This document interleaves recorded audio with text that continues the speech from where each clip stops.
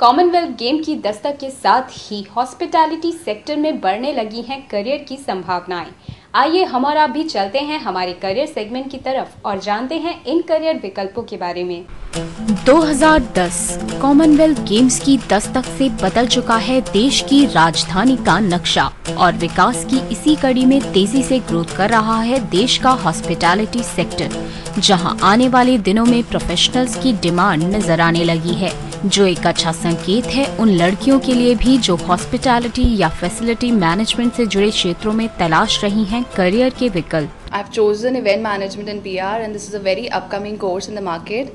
It has a very once you just complete it with the course, it has a very challenging job profile, and it's not just 9 to 5 profile. You have to work a lot in it, but as in side by side you have to use your mind, and plus it has a very challenging profile. So that's why I've chosen this as my career option, and this profile I've chosen.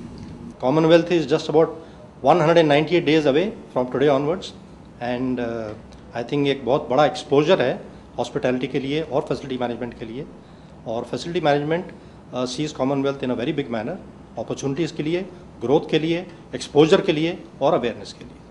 The avenues that are going to get opened for India with the Commonwealth and beyond, and India is waking up as a service sector economy wherein the need for personnel trained in facilities, with the infrastructure booming in events, public relations and hospitality, with corporate India coming up to international levels, is phenomenal.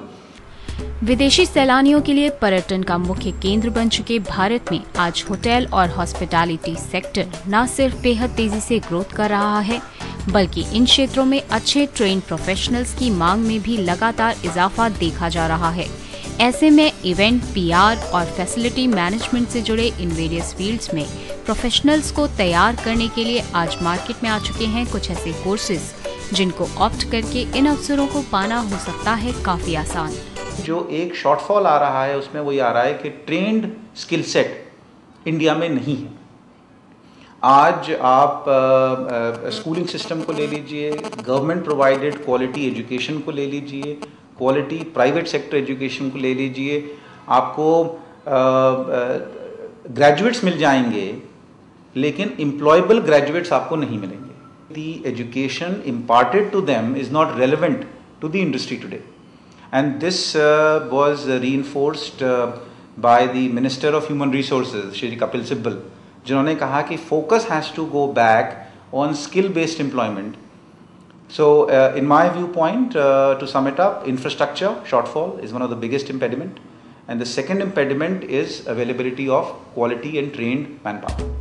Hospitality और facility management से जुड़े इन courses में industry की requirement को ध्यान में रखते हुए स्टूडेंट्स को थ्योरेटिकल नॉलेज के साथ ही लाइव कंडीशंस में काम करने का मौका भी दिया जाता है, जहां गेस्ट सर्विसेज से लेकर उनकी पर्सनालिटी ग्रूमिंग, कस्टमर रिलेशंस और मेकओवर पर भी खासा जोर दिया जाता है, जो एक अहम भूमिका निभाता है उनके प्लेसमेंट्स में।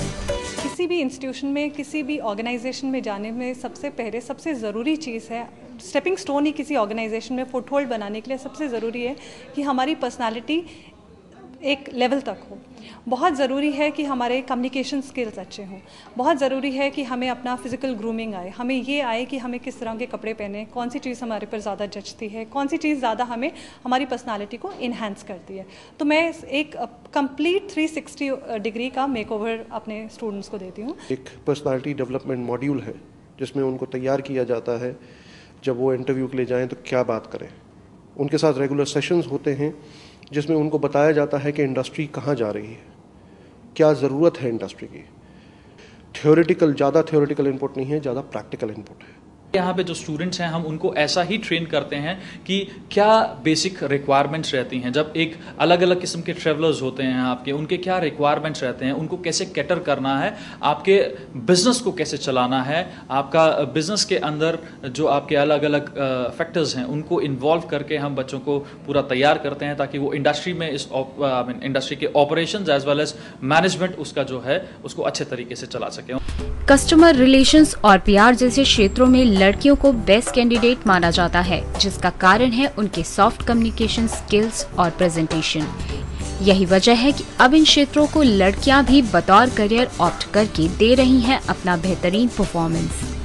आज के दिन आप देखेंगे, चाहे एविएशन हो, एयरलाइंस हो, होटल्स हो, you find girls in all the 3 shifts including night shifts. तो अब वो चेंज हो गया है। जो एक लोगों में एक इनहिबिशन था, स्पेशली इन दी वुमेन फोक, के hospitality is something different sector, अब वो नहीं है।